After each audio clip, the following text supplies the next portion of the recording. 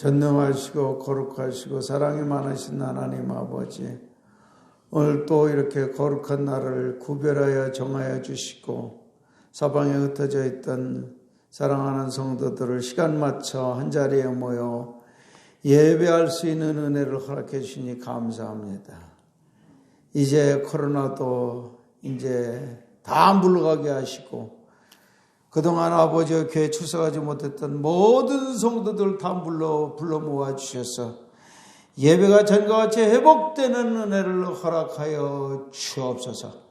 하나님의 영이시니 예배하는 자가 영과 진리로 예배할지니라. 하나님은 이렇게 예배하는 자를 찾으신다 했사오니 우리 모두가 다 하나님이 찾으시는 참된 예배자로 축복하여 주시옵소서. 예배 시종을 주님께 의탁하옵고 예수님 이름으로 기도하옵나이다. 아멘. 다 같이 일어나셔서 1장 부릅니다.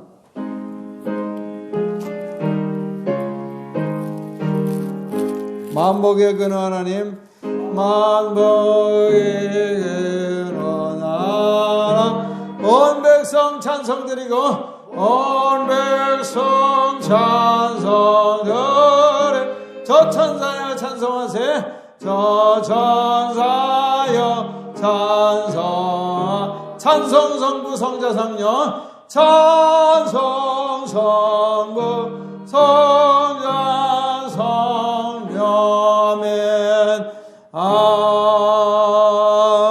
아멘.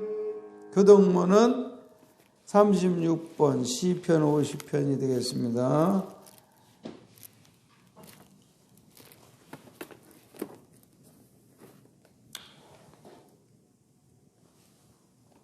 주여, 주는 대대 우리 거처가 되셨나이다. 산이 생기기 전 땅과 세계도 주께서 조성하시기 전 곧 영원부터 영원까지 주는 하나님이시니이다. 주께서 사람을 티끌로 돌아가게 하시고 말씀하시기를 너희 인생들은 돌아가라 하셨사오니 주의 목전에는 천년이 지나간 어제 같으며 밤의 한순간 같은 뿐이니이다. 주께서 그들을 홍수처럼 쓸어가시나이다.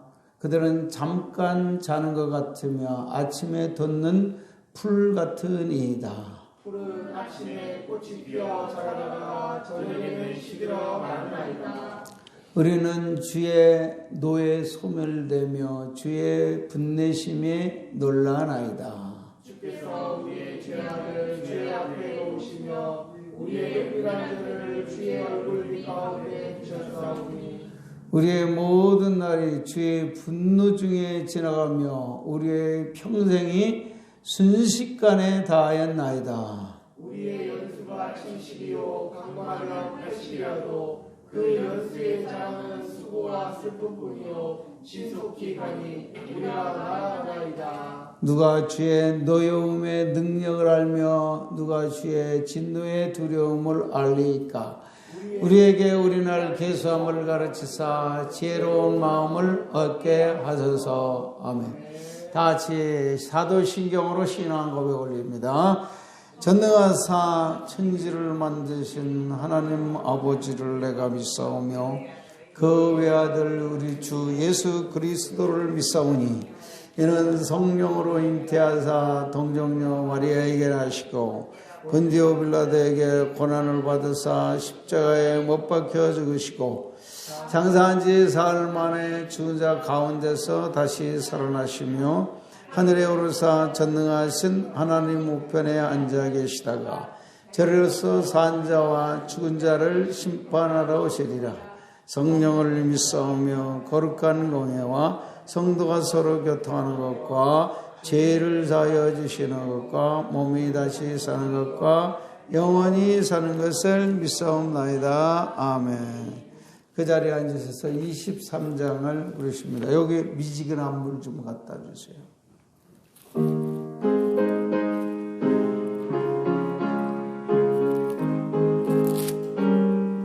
만입이 내게 있으면 만입이 내게 그 입 다 가지고 내 구주 주시는 청을 내고 저주신 늘 찬송 찬송하겠네. 찬송하 내 은혜로신 하나님, 내 은혜로신 날 도와주시고 날 도와주시 그 크신 영광 날리 피우는 그 크신 영광 날게 하소서. 날게 하소. 내 주의 귀한 이름이 내 주의 귀한 날 이루하시고 날 이루하시 이기의 음악 같은 의 음악 참이락되도다. 참이락되도 내 죄의 권세 깨뜨려 내 죄의 권세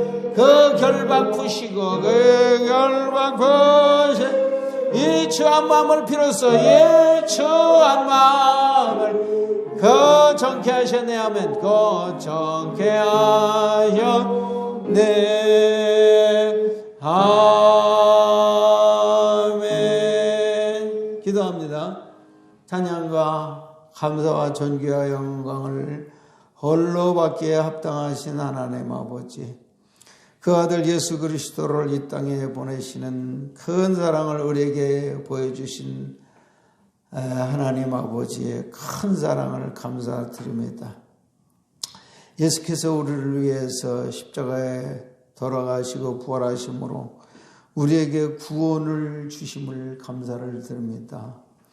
이 복음을 믿는 자에게 성령이 들어오셔서 내 안을 거처로 삼으시고 나와 동행해 주시니 감사합니다. 오늘이 10월 마지막 주일이 되었습니다. 오늘 이와 같이 마지막 주일로 지키는 이 자리에 하나님의 성령께서 우리와 함께하여 주시사 우리의 예배를 받으시옵소서. 주께서 우리의 찬양을 받으시옵소서. 우리의 부족한 기도이지만 기도를 받으시옵소서. 우리의 믿음을 받으시옵소서. 적은 사랑이지만 우리의 사랑을 올려드리오니 사랑을 받으시옵소서. 이 우리의 찬양을 받으시기를 바라고 원합니다. 우리가 우리의 정성을 받아주시기를 원합니다. 그래서 우리의 모든 예배가 향내나는 아름다운 산 제물이 되게 하여 주시고 하나님께서는 영광이 되게 하시고 우리에게는 한량없는 은혜와 축복의 시간으로 인도하여 주시옵소서. 일주일 동안 우리가 사는 동안에 알게 모르게 지은 죄가 많이 있사오니 생각나게 하시고 아직 깨닫지 못하는 기억나지 않은 죄까지도 주님께서 다 용서하여 주시고 거룩하신 예수의 보혈로 씻어 주시옵소서.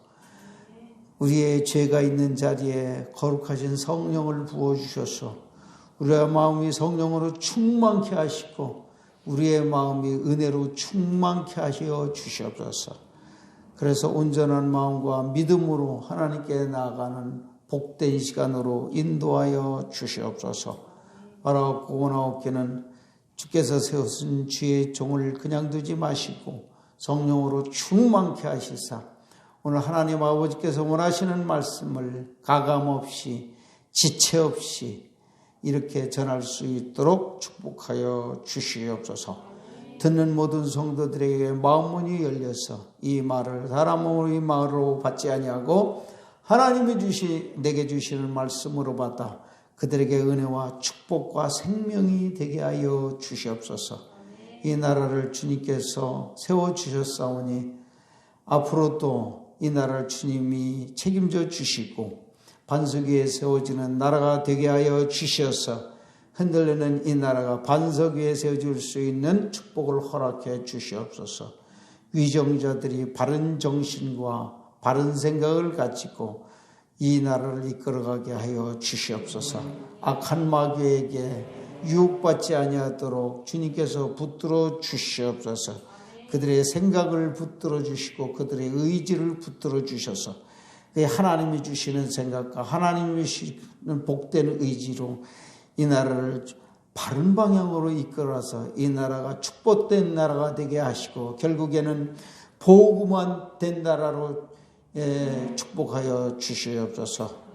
또한 아버지 우리 가정들 기억하여 주시고 아직까지도 복음화되지 못한 가정들이 많이 있사오니 아버지 하루속히 이 가정들이 다 복음화되는 은혜를 허락하여 주시옵소서.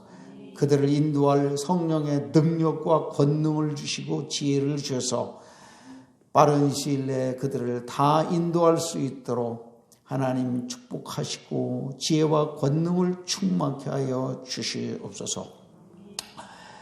아뢰지 못한 것 많이 있습니다. 또 아파서 이렇게 나오지 못한 분들도 있습니다.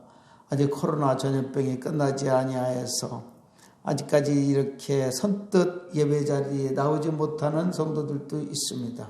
그들에게 믿음을 주시고 사모하는 마음을 주시고 하나님 사랑하는 마음을 주셔서 믿음으로 용감하게 나와서 예배 드릴 수 있는 은혜를 허락하여 주시옵소서. 우리 모두가 하나님의 성령의 인도하심을 받는 거룩하고 복된 시간으로 인도하여 주실 줄 믿사옵고 감사하며 예수님 이름으로 기도하옵나이다. 아멘.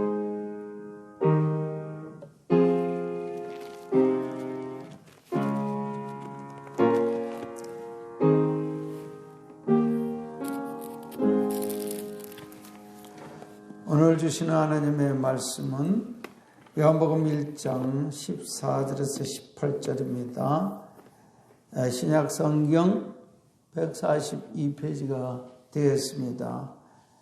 14절에서 18절을 큰 소리로 교독하겠습니다. 제가 14절을 읽겠습니다.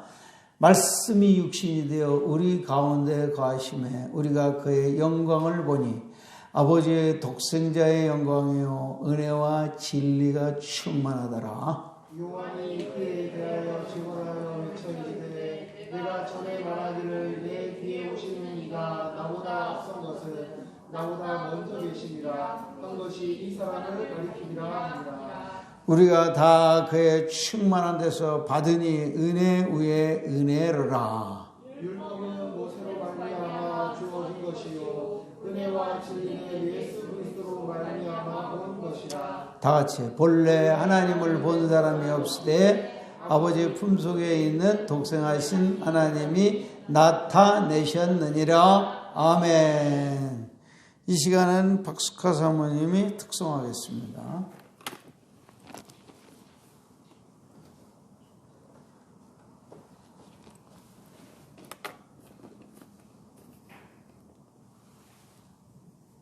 예, 약간 오른쪽으로. 그렇지.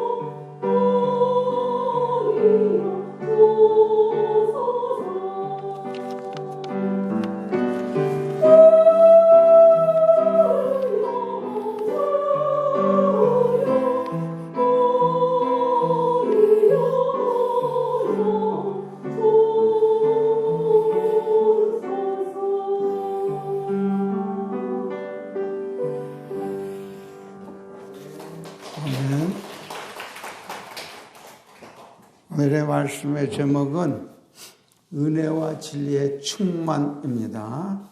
따라서 합니다. 은혜와 진리의 충만. 은혜와 진리의 충만. 은혜와 진리의 충만. 은혜와 진리의 충만. 오늘 말씀을 듣기 전에 지난주 설교를 한번 복습하도록 하겠습니다. 주보를 펴시고 제목은 생명을 사랑하라. 본문은 베드로전서 3장 8절에서 12절로 설교를 했습니다. 서론을 다 같이 읽습니다. 시작. 생명을 사랑하라는 말은 나 자신의 소중함과 존귀함을 깨닫고 내 인생을 사랑하라는 말입니다. 내가 내 삶을 사랑하지 않는다면 이웃도 하나님도 사랑할 수가 없습니다. 생명을 사랑하는 자의 삶은 어떠해야 할까요? 1. 그리스도 예수의 마음을 품어야 합니다. 8절에 한 마음으로 동정하고 사랑하며 불쌍히 여기되 서로 공손하고 예의 바르게 살라 하십니다. 두 번째, 원수까지 사랑하고 복을 빌라 하십니다. 9절에 악을 악으로 욕을 욕으로 갚지 말라 하십니다. 악을 선으로 갚고 욕을 먹어도 같이 욕하지 않고 오히려 복을 빌어준다면 이것은 하나님의 자녀가 되었다는 증거가 되며 하나님은 이런 자에게 그냥 계시지 않고 반드시 상을 주신다고 하십니다. 세 번째, 생명을 사랑하는 자는 입으로 악을 쏟지 말라 하십니다.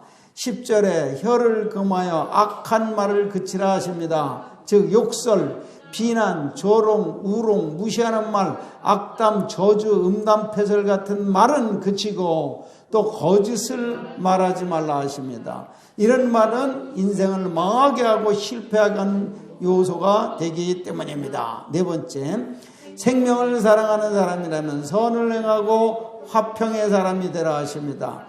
하나님께 대한 선은 믿음으로 예배드리고 기도하는 일이며 사람에게 대한 최고의 선은 복음 전하는 일입니다. 돈 안 들고 이웃에게 선을 행할 수도 있습니다. 즉 남을 위해서 기도해 주는 일, 칭찬하고 공손히 인사하는 일은 남을 사랑하는 일도 되지만 그것이 내 인생을 귀하게 하고 생명을 사랑하는 일이 됩니다. 결론입니다. 성도는 하나님 사랑함을 전제로 하며 나 자신을 사랑하고 소중하게 생각할 줄 알아야 하며 이것이 내 인생을 사랑하는 사람입니다. 그런 사람은 먼저 주께서 주신 그리스도의 마음으로 서로 동정하고 사랑하며 공손하며 섬기는 사람입니다. 그리고 악을 선으로 갚고 원수를 위해 보복이 아니라 축복 기대해 주는 사람입니다.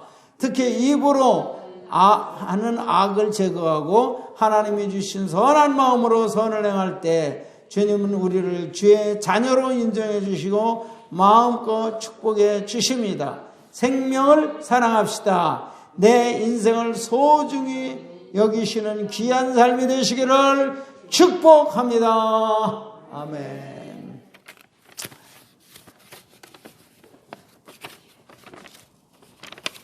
여러분의 인생을 생명을 살아가는 말은 내 삶을 사랑하라는 뜻이에요.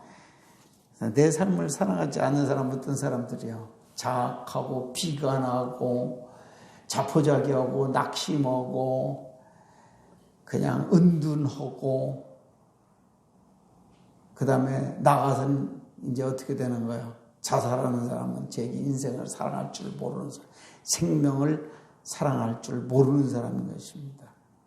생명을 사랑하라는 말은 다시 말하면 생명의 근원이신 하나님을 사랑하고 하나님이 우리에게 허락해 주신 내 이웃들을 사랑하고 나 자신같이 그렇게 사랑하는 말이 되겠습니다. 오늘의 말씀은 뭐라고 그랬습니까? 은혜와 진리의 충만이라고 그랬습니다. 참 내가 제일 좋아하는 말 중에 하나가 은혜예요. 은혜. 여기 며느리 이름이 또 김은혜요. 그리고 또 진리라는 말은 피스토스, 진실이라는 말과 똑같은데 충진이가 또 그거죠. 진리, 진실 그런 말. 그러니까 여기에 지금 충진이와 은혜가 부부가 잘 만났어요. 왜냐하면은 은혜와 진리, 진리와 은혜가 만났기 때문에. 근데 그것을 딱 하나로 합쳐준 말이 혜진이요. 혜진이가 바로 은혜와 진리의 약자가 혜진입니다. 이름들을 참 잘 지은 거예요. 은혜, 충진이, 혜진이는 오늘 설교의 제목이 된 말일 것입니다. 하여간 이 본인들뿐만 아니라 다른 모든 분들에게도 은혜와 진리가 충만한 시간이 되기를 축원합니다. 은혜라는 말은 무엇으로 비유할 수 있느냐 하면은 물로 비유할 수가 있습니다. 은혜라는 말을 물로 비유할 수가 있어요. 에스겔 47장에 되보면은 여러분들 은혜 받는 깊이가 다 다르다고 그랬습니다. 어떤 사람은 은혜의 깊이가 발목까지 오고, 어떤 사람은 은혜의 깊이가 무릎까지 오고, 어떤 사람의 은혜의 깊이가 허리까지 오고, 어떤 사람은 은혜의 깊이가 한계를 넘어가지고 그냥 둥둥 떠서 헤엄을 칠 정도 은혜의 깊이가 깊은 사람도 있고 얕은 사람도 있다는 것입니다. 물과 같다고 그랬습니다. 은혜 받는 것이 꼭 물이 흐르듯이 그렇게 나는 거예요. 물의 특성을 알면 우리가 은혜를 잘 받을 수가 있을 것입니다. 은혜는 무형무체, 모양이 없습니다. 색깔도 없습니다. 그냥 투명하죠. 무형무체인데 또 물의 특성은 뭐예요? 은혜는 어디로 흘러갑니까? 이렇게 솟구칩니까? 자꾸 내려갑니까? 어디로 내려가는 거예요? 낮은 곳으로만 내려갑니다. 물은 분수같이 일부러 쏘아주지 않는 이상은 위로 올라가는 물은 없습니다. 그러니까 하나님이 비를 내려가지고 막 소락비가 냈다고 그랬습니다. 이 비들이 결국에는 어디를 향해서 가는 거예요? 바다를 향해. 왜 바다를 향해서 갑니까? 바다가 제일 이 낮은 곳이기 때문에 계속 낮은 곳으로만 흘러간다 그 말이야.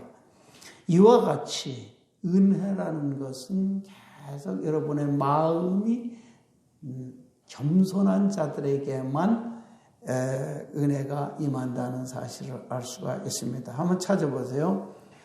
베드로전서 5장 5절을 한번 찾아보시기를 바랍니다. 베드로전서 5장 5절 보면은 시작. 이는 그들로 젊은 자들아 이와 같이 장로들에게 순종하고 다 서로 겸손으로 허리를 동이라. 하나님은 교만한 자를 대적하시되 겸손한 자들에게는 은혜를 주시느니라. 여러분이 은혜가 참 좋은 선물인데 은혜를 받아야 됩니다. 은혜를 받지 못하면은 교회 헛것 다니는 것입니다. 그래서 은혜는 여러분들 은혜를 받지 못하고 다니면은 행복하지 않습니다. 그냥 헛되게 다니는 거예요. 여러분의 은혜를 받을 수 있는 여러분이 되시길 바랍니다. 은혜라는 말은 원어로는 카리스라고 합니다. 카리토스 그러죠. 카리토스인데 원래 카리스 그게 은혜인데 카리스마 그런 말도 있겠네요. 카리스마, 카리스. 이제 카리스는 기쁨이라는 어원을 갖고 있습니다. 그러니까 은혜를 받은 사람들은 반드시 뭐가 임하면 기쁨이 임합니다. 은혜를 받으면 기쁨이 임해요. 너무 좋은 거예요. 근데 은혜의 원래의 뜻은 무엇이냐? 은혜의 뜻을 아는 사람 혹시 어렴풋이라도 은혜의 뜻을 아는 사람 이재용 집사님 몰라요? 은혜가 뭐예요? 자격이 없는 사람이 커다란 호의와 선물을 받는 것을 은혜라고 그래. 무자격자인데 큰 호의와 선물을 받는 것을 은혜라고 그래. 전혀 자격이 없는데 그 무자격자에게 주시는 호의와 큰 선물. 예를 들어서 이런 것이 은혜요. 그 전에 이제 팔레스타인, 즉 이스라엘 나라에 큰 기근이 있었답니다. 그 지역만, 그 이스라엘 지역만 기근이 생겨서 사람들이 양식이 없어서 뭐 굶어 죽게 생긴 거야. 고통스럽고. 우리 배고픈 고통처럼 참 힘들고 슬픈 것은 없을 것입니다. 배고픈 고통. 여러분은 다 어느 정도는 다 체험해 보셨겠죠. 저도 어려서부터 이 배고픔을 많이 경험해서 금식도 많이 해봤고, 참 배고픈 건 힘든 일이에요. 슬프고도 힘든 일이에요. 아니, 없어서 정말 못 먹을 때는 슬프고도 괴로운 일이에요. 근데 일부러 금식하는 것은 슬프지는 않아요. 근데 목적이 있어서 금식할 때. 근데 없어서 못 먹는 것은 참 슬픈 일이에요. 저 북한처럼 말이죠. 없어서 못 먹는 거예요. 그냥 비참한 거지. 그런데 이스라엘 사람들이 기근을 만나가지고 뭐 양식이 없는 거예요. 굶어 죽게 생겼어요.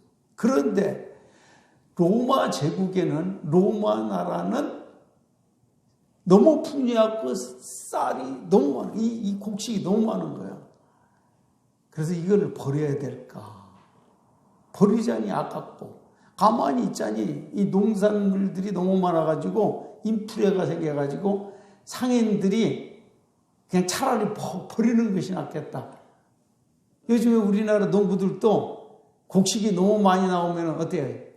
곡물들이, 채소나 농산물이 너무 나오면 어떻게 돼요? 배추든지 뭐든지 그냥 갈아서 뒤집어 엎어버려버리죠. 값이 안 나가면. 그렇죠? 로마 나라가 그렇게 생겼어요. 곡물이 너무 많아가지고 그냥 바다에 버려야 되게 생겼습니다. 그런데 어떤 신하들 소문을 들으니까 저 이스라엘 나라는 지금 굶어 죽게 됐습니다. 버리느니 거기 차라리 주는 것이 좋은 일하고 좋지 않겠습니까? 그래서 황제가 그게 좋겠다. 참 버리는 것보다는 못 먹는 사람 그냥 거저 주는 것이 훨씬 낫겠다. 버리는 것보다는. 그렇잖아요. 버릴 물건을 갖다 필요한 사람에게 준 것은 얼마나 좋은 일입니까? 그래서 그 수많은 잉여 농산물을 이스라엘에 막 무상으로 주어버린 거예요. 바로 그것을 은혜 받았다 그러는 거예요. 아무 자격이 없어요. 이제 굶어 죽게 생겼는데 뜻하지 않고 생각지도 않은 큰 호의와 선물을 받게 되었다 그 말이야. 할렐루야. 이것이 바로 은혜라는 뜻인 것입니다. 자, 그러니까 우리들은 구원을 받을 때 뭐로 구원을 받느냐면은 은혜로 구원받는 거예요. 그 말은 다시 말하면 우리는 죄만 짓고 하나님과 원수 관계로 살았는데 하나님께서 불쌍히 여기서 우리에게 믿기만 하면은 죄 용서해 주시고 새 생명을 주셔서 구원해 주신다 이 말이야. 하나님의 자녀로 삼아 주신다. 죄만 짓고 마귀의 종으로 살았었는데 예수를 믿기만 하면은, 예수의 피를 믿기만 하면 모든 죄를 용서해 주시고 하나님의 자녀로 삼아 주신다. 이게 은혜입니까? 아닙니까? 은혜입니까? 당연한 일입니까? 당연한 것이 아니에요. 우리는 지옥 가야만 돼. 마귀의 자식이기 때문에. 아무 자격이 없어. 하나님 앞에 선한 일을 했어야지. 하나님의 원수로 살던 우리들을 하나님께서 믿기만 하면은, 예수를 믿기만 하면, 복음을 믿기만 하면 모든 걸 다 용서해 주시고 모든 죄를 용서해 주시고 하나님의 자녀로 받아주신다는 큰 특권을 주신 거예요. 자격이 없는 마귀의 자식이 무슨 구원받을 자격이 있겠습니까? 저주받을 자격이나 있지 무슨 축복받을 자격이 있나요?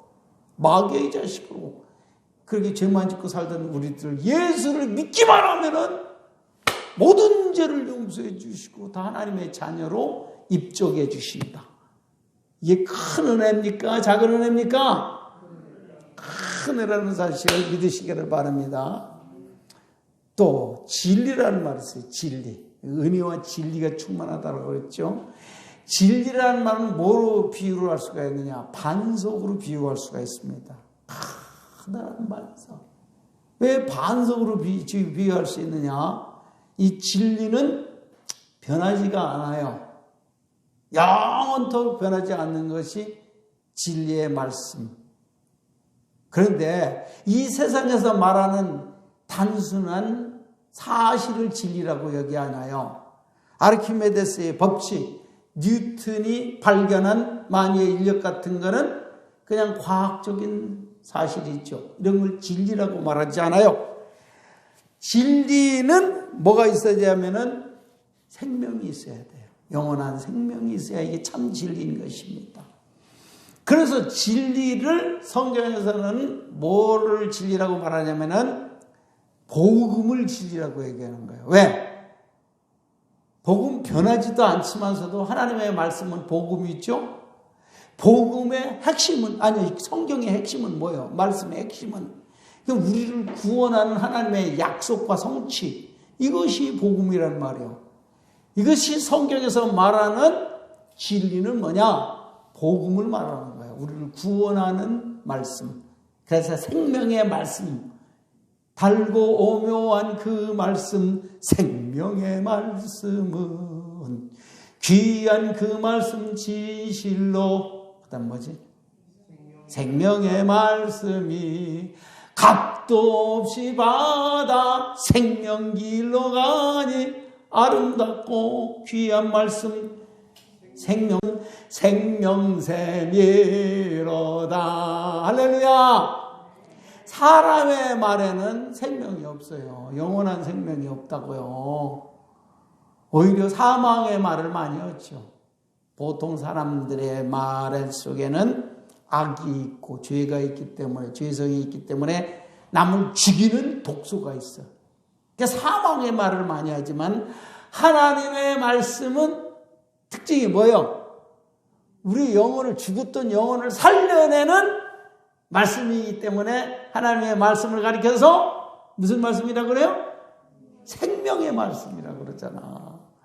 그래서 성경에 말하는 진리는 생명의 말씀을 말하는 거야. 그것은 곧 뭐야? 복음이다 그 말이야.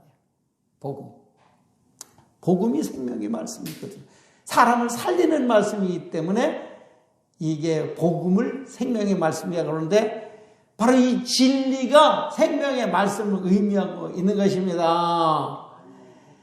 자, 그런데 이 진리와 생명, 은혜와 생명이 좋은 거예요, 나쁜 거예요? 우리가 꼭 필요한 거예요? 있어도 그만, 없어도 그만이요? 은혜 안 받아도 여러분은 살 수 있습니까? 진짜 사는 인생은 은혜 못 받으면은 인생 사람답게 살지 못합니다. 왜냐하면은 구원받지 못하기 때문에. 구원받지 못한 인생들의 삶은 하나님 보시기에 아무것도 아니에요. 하나도 인정을 안 해줘요. 그 은혜로 우리가 구원받기 때문에 우리는 반드시 은혜를 받아야 돼. 은혜를 받아야 돼. 근데 은혜는 어떤 사람이 은혜 받으려면은 뭘 믿어야 돼요? 은혜를 받으려면 뭘 믿어야 돼? 복음을 믿어야지, 예수를 믿어야지. 예수님이 바로 진리예요, 진리. 예수님 자신이 복음이고 생명의 말씀이다 그 말이에요. 할렐루야. 그래서 요한복음 14장 1절에 보면 뭐라고 그랬어요? 내가 곧 길이요 진리요 생명이라 그랬어요. 예수님 자신이 생명의 말씀이요, 진리라. 우리에게 생명을 진리는 참다운 진리가 바로 예수님 자신이라고 그랬습니다. 예수님이 이 땅에 오시기 전에 어떤 형태로 존재했었습니까? 아는 사람? 이 땅에 오시기 전에 예수님은 어떤 형태로 존재했습니까? 말씀으로 존재했습니다. 그것이 바로 요한복음 1장 1절에서 2절 이하의 말씀입니다. 한번 찾아놔봐요. 요한복음 1장 1절, 태초에 말씀이 계시니라. 이 말씀이 하나님과 함께 계셨으니 이 말씀은 곧 하나님이시니라. 그가 태초에 하나님과 함께 계셨고 만물이 그로 말미암아 지은 바 되었으니 지은 것이 하나도 그가 없이는 된 것이 없느니라 그랬습니다. 구약시대 예수님은 어떤 형태로 나타났습니까? 말씀으로 나타났어요. 말씀으로. 선지자들이 예언을 했죠. 예언의 말씀의 핵심이 바로 누구죠? 예수님이다 말이요. 선지자들은 누구에 대해서 말했습니까? 구약 성경의 핵심은 뭐예요? 누구를 말하고 있는 거 선지자들이? 예수님에 대해서 말하고 있다 그 말이에요. 요한복음 5장 49절 보세요. 요한복음 5장 49절 보면은 5장 49절이 맞아요? 맞을 것 같은데 49절이나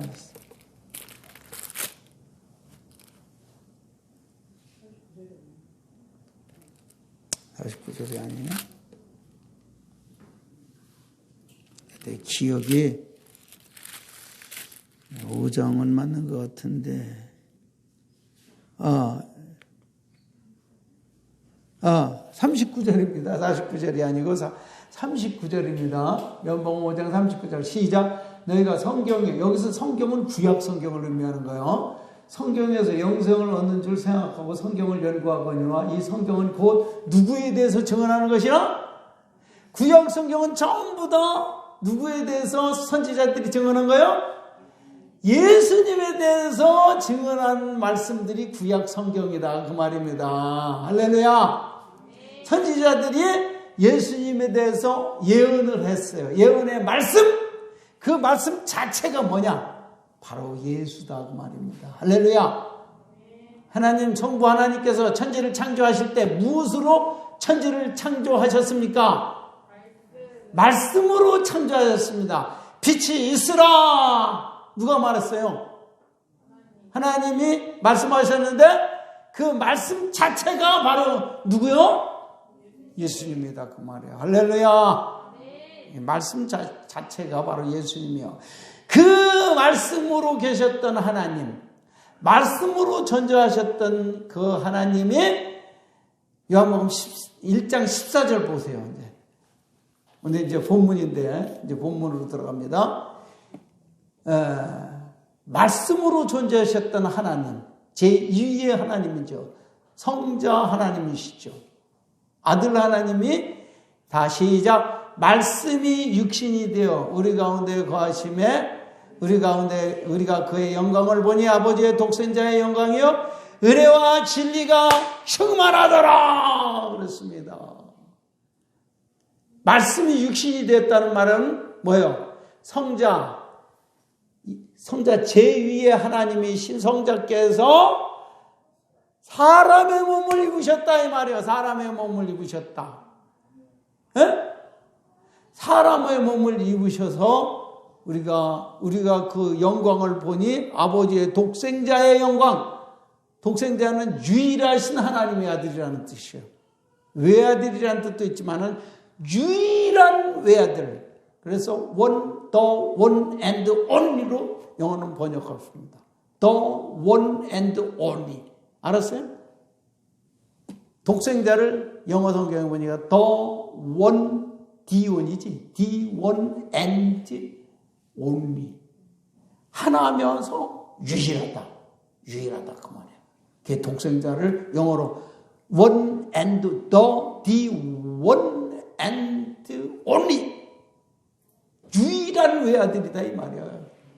다른 어디에서도 찾아볼 수 없는 유일한 아들, 독특한 아들이다 그 말이에요.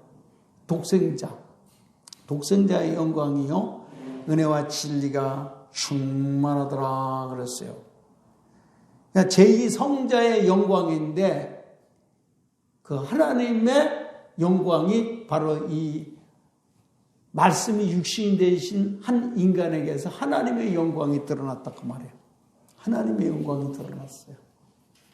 그런데 죄로 어두워진 인간들은 하나님의 영광인 줄, 그 아들 안에 하나님의 영광이 감춰 있다는 것을 몰랐습니다.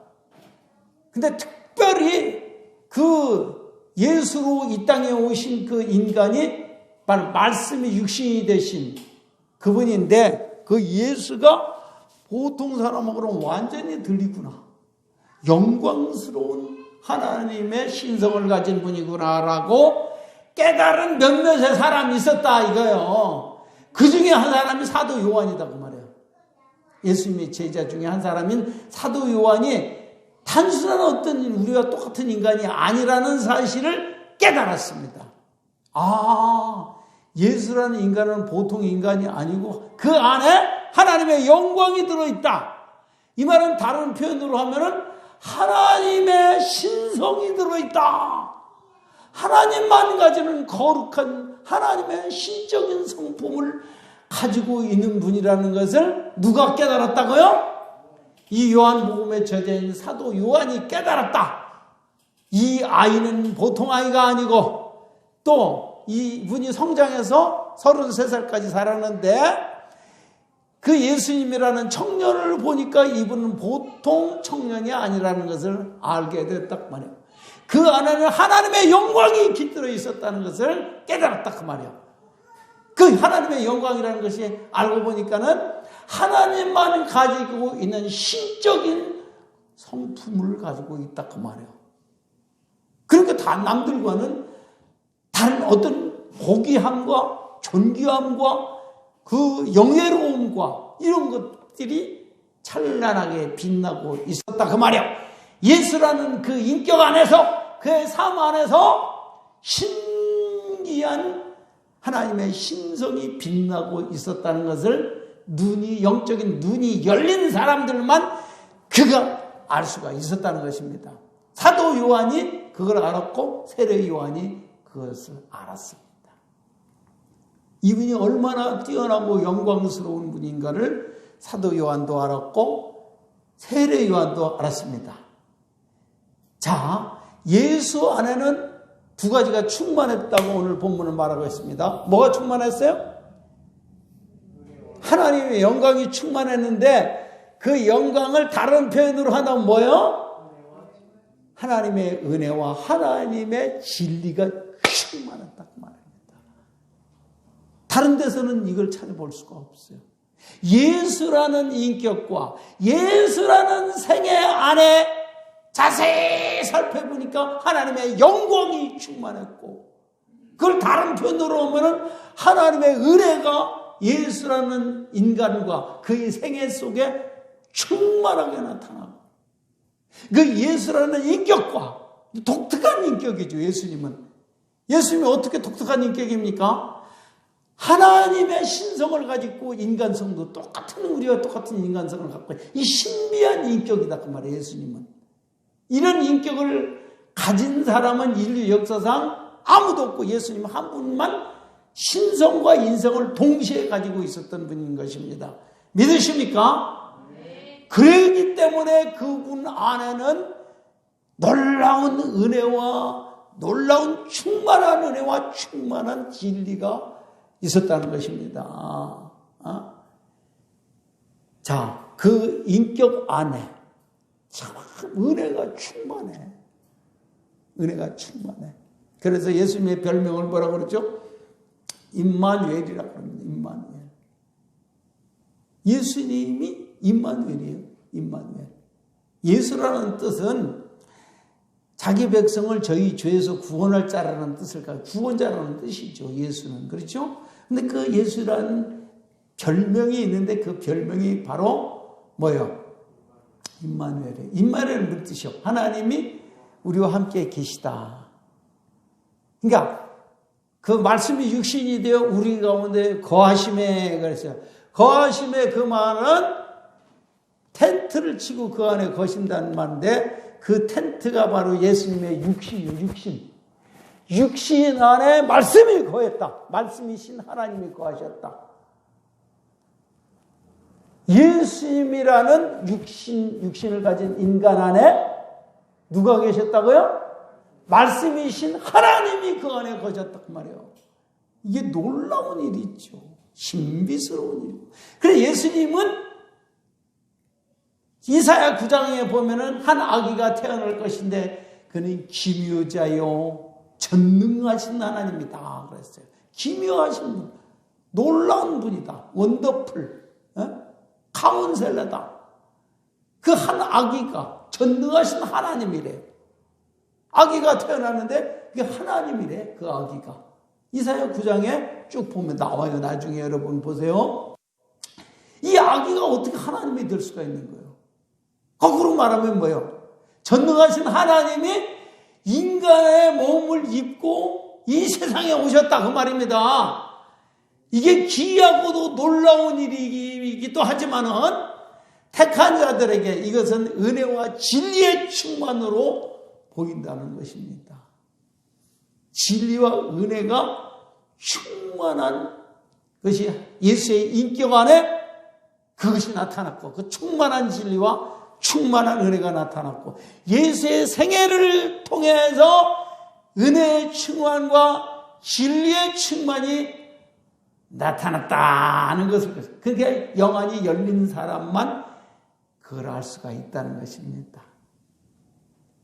여러분 삶에 있어서도, 여러분 인격 안에서도 예수를 닮아서 은혜와 진리가 충만한 여러분이 되시기를 바랍니다. 구원받은 사람들도 예수가 내 안에 있으면은 여러분 안에도 진리와 은혜가 충만한 그런 사람이 될 수가 있습니다. 성령 충만하면은 예수가 충만한 것이죠. 예수가 충만하면 예수 안에는 뭐가 충만해요? 두 가지. 은혜와 진리가 충만하다 그 말입니다. 진리라는 말의 반대는 뭐가 되겠어요? 거짓이죠. 거짓. 예수님은 유일한 참 인간, 참 하나님이다 그 말이에요. 예수 자신이 참 하나님이요, 참다운 인간. 왜 참다운 인간이라고 그랬을까요? 죄가 없는 인간이기 때문에 예수님을 진리이신 예수님이다 그렇게 얘기해요. 이게 진리 안에 거짓이 있겠어요? 진리 안에 죄가 있을 수 있겠어요? 예수 안에는 거짓이나 죄가 전혀 없다 그 말입니다. 죄를 범할 수도 없고 예수님 안에 죄성도 없습니다. 죄성도 없어. 그러니까 그분을 우리는 참사람이다 그렇게 말하는 거예요. 할렐루야. 참사람이니까 그분이 진리지. 거짓말 잘하고 죄악성이 많은 인간들을 어떻게 우리는 참다운 인간이다 말할 수가 있겠느냐 이것입니다. 이게 예수님만이 참다운 인간이다 그 말이에요. 진실한 인간이다 그 말이에요. 모든 사람은 다 예수 믿기 전에 어떤 인간이에요? 거짓된 인간들이에요. 죄와 거짓이 가득한 인간이라 구원받기 전에 모든 인간은 다 참사람입니까? 참사람 아닙니까? 참사람이 아니야. 진리의 사람이 아니라니까. 거듭나기 전에는. 그런데 날 때부터 참다운 인간으로 태어나신 분은 누구밖에 없다? 그래서 예수님을 진지라고 그러는 거예요. 할렐루야! 참다운 인간이다 이 말이에요. 참다운 인간. 거짓이 없는 참다운 인간은 태어날 때부터 예수에게는 거짓이 없고 죄성이 없었다. 그래서 참다운 인간이며 그렇기 때문에 예수님은 자신을 가리켜 뭐라 그래요? 내가 진리다 그렇게 말하는 거예요. 참다운 인간이며 참다운 하나님이기 때문에 참다운 신이요 거짓신도 많이 있습니다. 귀신들 그거는 거짓신들이에요. 악한 신들. 그러니까 참다운 신이며 참다운 인간이시기 때문에 예수님을 가르쳐 뭐라고 그래요? 자신이 내가 곧 진리요 진리라 그렇게 말하는 거예요. 진리라고 말하는 거예요. 근데 예수의 생애를 보면은 은혜가 충만합니다. 태어날 때부터 예수의 인격과 예수의 모든 생애 사건마다 거기에는 은혜와 진리가 충만하다는 사실을 알 수가 있습니다. 예수님이 누구에게서 태어났죠? 처녀 마리아에게서 태어났습니다. 그러니까 마리아 혼자서 태어났어요? 어떤 힘이 있었어요? 그 힘이 누구요? 성령이 역사해가지고 마리아의 자궁 속에 자궁 속에 한 아기를 잉태하게 만들었어요. 요셉과 만약에 결혼해서 잠자리를 같이 해갖고 거기서 태어났으면은 죄인이 나올 수밖에 없겠죠. 모든 사람은 다 죄인이니까. 그러니까 잠자리 하기 전인데 약혼만 한 상태인데 순수한 처녀예요. 마리아는 10대 아마 처녀라고 이렇게 추측을 하는데 이 순수한 수처녀죠. 전혀 남자를 알지 못한 그 수처녀에게 성령의 능력으로 아기를 잉태했습니다. 왜 그럴까요? 그래서 태어난 아기가 바로 예수님. 예수님에게는 성령으로 태어났기 때문에 죄성이 있을까요? 없을까요? 죄성이 없습니다.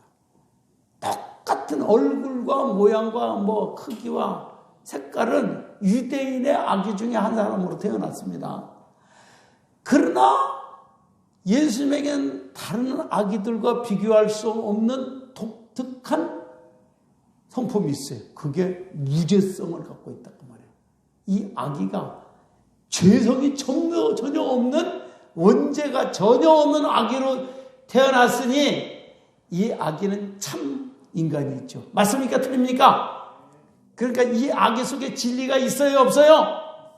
진리가 있는 거예요. 참 인간이다 이 말이에요. 죄가 없는 참다운 인간, 진리의 사람이다 이 말이에요. 태어날 때부터 예수님은 죄가 없이 태어났기 때문에 진리의 사람으로 태어났다는 것입니다. 이해가 되십니까? 이 진리의 사람으로 태어났는데 어떻게 태어났습니까? 어떤 형편으로 태어났습니까? 부잣집에서 태어났어요? 가난한 집에 태어났어요? 보통 가난해요? 지지리도 가난해요. 얼마나 가난하면 어떻게 나가지고 뉘울 곳이 없어가지고 돈이 얼마나 없으면 방 하나 얻지 못해가지고 마구간을 빌려가지고 거기서 해산을 하냐 그 말입니다. 자, 아까 은혜를 가리켜서 뭐로 비유한다고 그랬어요? 뭐로 비유한다고 그랬어? 물로 비유해야 돼. 물은 자꾸 어디로만 흘러가? 은혜는 자꾸 어디로 흘러가? 낮은 곳으로만 흘러가. 할렐루야. 예수님이 이렇게 가난하고 낮은 악고 천한 몸으로 가난한 자로 오셔가지고 이 땅에 오셨습니다. 그런데 예수님이 원래 가난한 사람입니까? 부유한 분입니까? 아니, 천지창조주니까 얼마나 부자야. 이 우주가 다 예수님 거요. 근데 부자인데 가장 가난한 인간의 모습으로 왔다 이 말이에요. 은혜가 됩니까? 안 됩니까? 이 천지창조주가 그렇게 부유하신 하나님이 인간이 된 것만 해도 이거 낮아지신 것인데 인간 중에서 가장 가난한 인간으로 마음가에 누워 있다 이 말이야. 은혜스럽지 않습니까? 이게 은혜요. 아니 임금의 아들로 태어났다면은 감히 사람들이 만나볼 수도 없겠죠.